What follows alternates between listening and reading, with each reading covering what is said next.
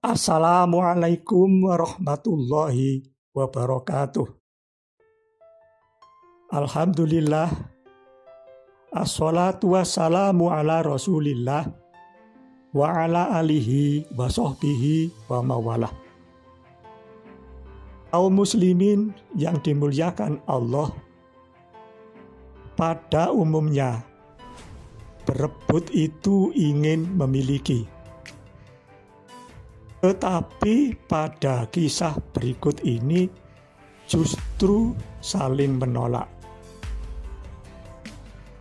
Ada seorang laki-laki membeli tanah kepada laki-laki lain. Ketika pembeli itu mengolah tanahnya, tiba-tiba ia menemukan benda berharga berupa gentong emas. Maka diambilnyalah benda berharga itu, lalu diserahkan kepada penjual tanah. Benda ini hakmu, katanya. Aku hanya membeli tanah, tidak membeli gentong. Si penjual tanah berkata, bukan. Benda ini bukan hakku, tetapi hakmu. Karena aku telah menjual tanah itu dan apa yang ada di dalamnya menjadi hakmu. Ini menunjukkan bahwa kedua orang laki-laki itu tergolong orang yang soleh dan tinggi imannya.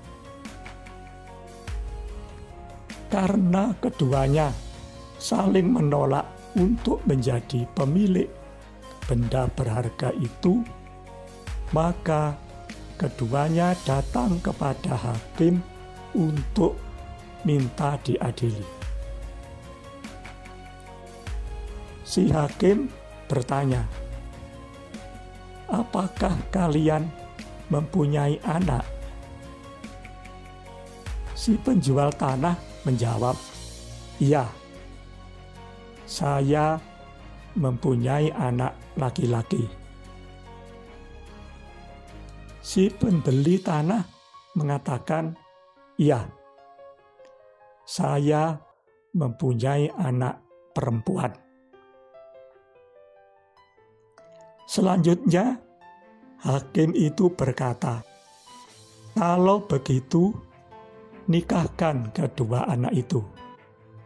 Kemudian serahkan gentong emas itu setelah dikeluarkan sedekahnya.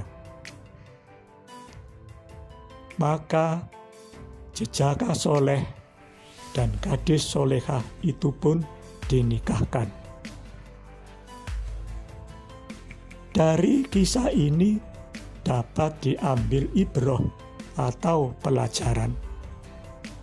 Pertama, kehati-hatian kedua orang laki-laki itu berkenaan dengan masalah halal dan haram. Keduanya saling menolak untuk menjadi pemilik benda yang bukan haknya.